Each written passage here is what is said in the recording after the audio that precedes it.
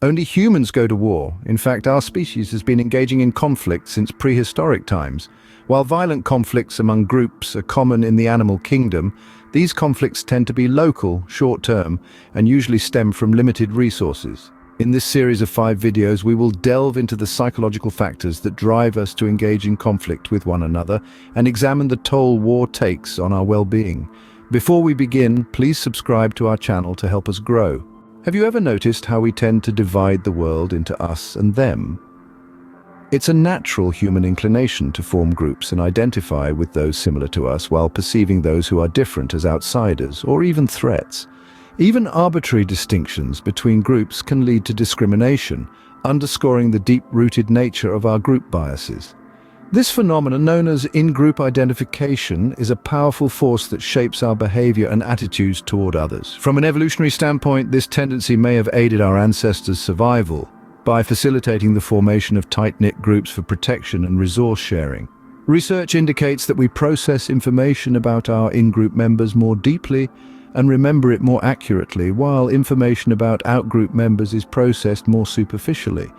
This cognitive bias can lead to exaggerated perceptions of differences between groups and a tendency to view our in-group as more trustworthy, cooperative, and generally positive, while perceiving out-groups with suspicion and mistrust. This bias isn't always conscious, it can be implicit, influencing our behavior without our realization. Political leaders and media outlets often exploit these in-group and out-group biases. By emphasizing differences and portraying the out-group as a danger, they can manipulate public opinion and garner support for aggression. Today, humans do not go to war over land or existential resources. We fight over ideas. If we perceive the actions of an out-group as a threat to our norms, culture, and beliefs, we may go to war. But our willingness to go to war is not predetermined. When existential threats highlight norms that promote peace, individuals may adopt attitudes and behaviors that encourage intergroup harmony and understanding rather than conflict. Scholars have argued that overall, humans are becoming less violent. Thus, this dark path is not inevitable. The first step is recognizing these cognitive biases within ourselves. Positive interactions between rival groups can reduce prejudice and hostility, especially when the interactions are cooperative and include shared goals.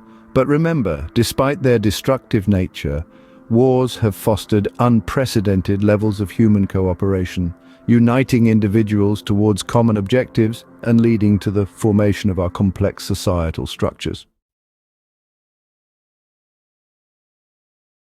Have you ever found yourself on the brink of a confrontation, possibly even a violent one, yet decided to step back? Most of us are naturally inclined to avoid violence, primarily out of self-preservation. However, this raises a question. If we personally shy away from violence, how do we reconcile with our nation engaging in warfare on our behalf? The psychological justification of warfare is a complex topic that we cannot fully explore in this video. Therefore, we will focus on 2 main aspects: our propensity to ignore and our capacity to justify immoral acts. But before we delve into that, please subscribe to our channel to support our growth. Willful ignorance is the intentional choice to sidestep information that could challenge our beliefs or moral obligations. In the realm of warfare, this often translates to ignoring the human cost and ethical quandaries tied to violence. By choosing not to know, individuals can back violent policies or actions without facing the moral and ethical dilemmas they present. This kind of willful ignorance can be shaped by societal forces such as media, education, and political rhetoric, which frame conflicts in a manner that justifies violence and hides its human toll. Closely linked to this concept is the licensing effect, a psychological phenomenon where having a moral credential or justification allows individuals to engage in actions that would otherwise be deemed unethical. This effect implies that once we convince ourselves our actions are justified, we are more inclined to overstep ethical boundaries. For instance, it has been suggested that heightened moral certainty, often reinforced by religious beliefs, can lessen concerns about the moral consequences of violent warfare. This indicates that strong convictions, whether rooted in religion or another ideological belief system, can bolster support for war by easing ethical concerns. Moreover, research has demonstrated that individuals with a threatened ego, particularly those who have been insulted, tend to become more aggressive, especially when they have an external justification for their aggression. It appears that having an ideological foundation, such as being part of a cause or defending one's beliefs, facilitates greater aggression. In conclusion, the mechanisms of willful ignorance and licensing allow us to preserve our moral self-image while endorsing or engaging in warfare. Opening ourselves to diverse information sources and critically examining our justifications can undermine these mechanisms, potentially leading us to oppose violent actions.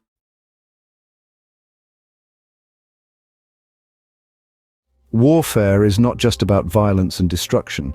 There is another subtle yet powerful realm where battles are fought: the psychological domain. Psychological warfare refers to the use of information and other techniques to influence emotions, motives, objective reasoning, and behavior of target audiences. In this video, we will explore the concept of psychological warfare and demonstrate how it is done. But before we delve into that, please subscribe to our channel to support our growth.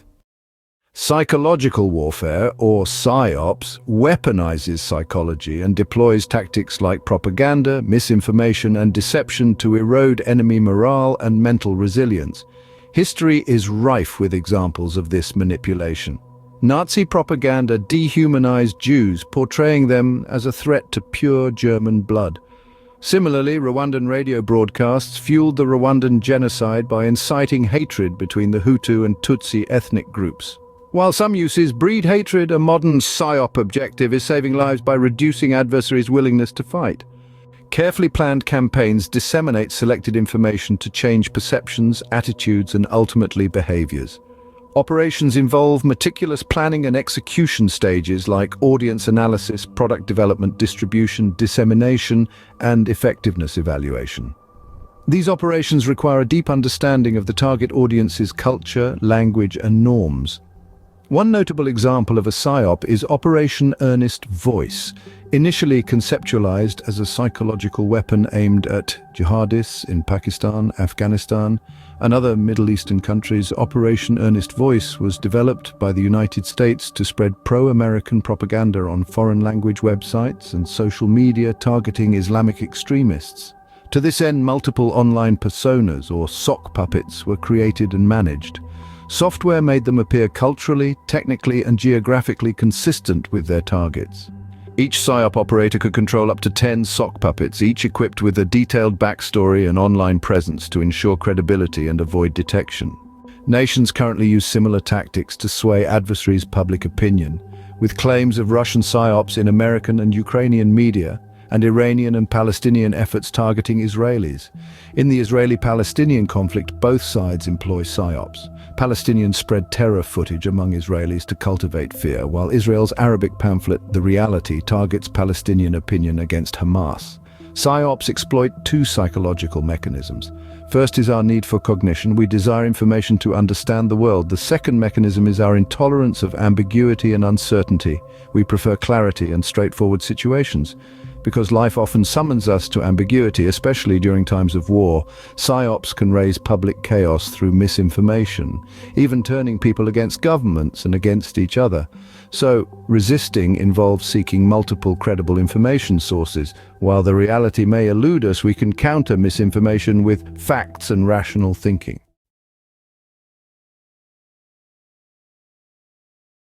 War leaves a mark not only on land and bodies, but also on the minds and hearts of those who endure its horrors. The mental health consequences of war include a broad spectrum of psychological challenges and disorders, significantly altering the lives of those exposed to the traumas of conflict. In this video, we will explore the profound psychological impact of war on soldiers and civilians. But before we delve into that, please subscribe to our channel to support our growth. Soldiers who experience the horrors of war often face a range of psychological challenges. One of the most well-known is post-traumatic stress disorder, or PTSD, a condition characterized by intrusive thoughts, flashbacks, and heightened anxiety. Studies have shown that the prevalence of PTSD among combat veterans can be very high, with one study reporting that nearly 30% of returning Iraq War veterans reported symptoms of PTSD, major depression, or anxiety. Many of the artillerymen who were sent to bomb ISIS positions in 2016 and 2017 returned to the USA suffering from nightmares, panic attacks, depression, and even hallucinations. Some of them became homeless, and many have ultimately committed suicide or attempted to do so. They were diagnosed with PTSD, but it didn't make sense because in most cases they had not even seen the enemy. Recent studies suggest that the physical trauma created by artillery blasts can lead to traumatic brain injuries, which can further exacerbate psychological problems. As for civilians, the psychological toll of war can be just as devastating. Civilians who experience or witness the horrors of war may exhibit intense feelings of fear, guilt, and grief. Studies have shown that exposure to war-related violence can lead to higher rates of anxiety, depression, and PTSD among civilian populations, especially among children and adolescents. These effects are often worsened by the extensive and repeated media coverage of the traumatic event. Social media and the widespread dissemination of violent images and videos can trigger traumatic stress among global viewers, amplifying the psychological impact of war to individuals far away from the physical locations of these conflicts. One particularly troubling impact of war is on moral judgment, leading to the experience of moral injury. Moral injury refers to the psychological distress that arises from witnessing or participating in acts that violate one's moral beliefs and values. This dissonance between one's actions and moral beliefs can manifest as guilt, shame, and in severe cases, lead to psychosocial impairment and a loss of trust in humanity. The concept of moral injury suggests that the distress stemming from such experiences is not adequately captured by existing diagnoses like PTSD, suggesting a unique set of symptoms and impacts. So the psychological impact of war is a complex and multifaceted issue that affects both soldiers and civilians. By understanding it, we can foster post-traumatic growth and work towards a more just and peaceful world.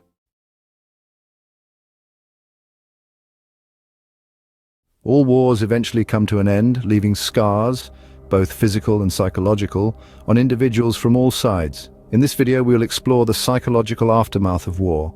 The quest for peace is a complex and multifaceted endeavor, deeply influenced by our understanding of memory, perspective, and meaning. Let's begin with memory. Memory plays a central role in how we interpret and interact with the world. Our recollection of past events is significantly shaped by our current mindsets, beliefs, and emotional states. In the journey toward peace, forgetting is not a necessity. Remembering and acknowledging past events are essential steps in reconciliation.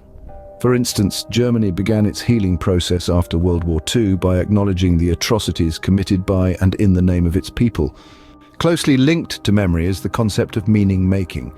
We have an innate drive to find purpose, coherence, and significance in our experiences. This search for meaning becomes particularly pronounced when individuals or communities face traumatic events or prolonged conflicts. The ability to make sense of past experiences and find personal or collective significance in the pursuit of peace can foster resilience, promote post-traumatic growth, and inspire constructive action. A good example is Nelson Mandela and his role in reconciliation in post-apartheid South Africa. After 27 years of imprisonment, Mandela was instrumental in the country's transition to democracy. The establishment of the Truth and Reconciliation Commission provided a platform for victims and perpetrators to share their stories, fostering a collective sense of meaning and healing. The capacity to forgive is associated with a range of positive outcomes for both the forgiver and the forgiven.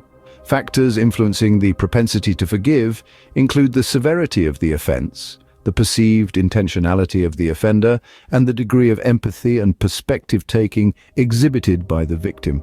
Interventions aimed at promoting forgiveness, such as forgiveness-based counseling and educational programs, have shown to be effective in helping individuals overcome resentment and adopt a more forgiving mindset. Research also shows that individuals who can adopt multiple perspectives are more likely to engage in cooperative and empathetic behaviors, crucial for resolving conflicts. In conclusion, psychological science provides us with effective strategies for conflict resolution, reconciliation, and the promotion of sustainable peace. By integrating these insights into our peace-building efforts, we can navigate towards a more harmonious and just world. Thank you for watching our video. If you enjoyed it, please give it a thumbs up. For more content like this, don't forget to subscribe to our channel. Noticed a mistake or have a brilliant suggestion for our upcoming videos? We'd love to hear from you in the comments below.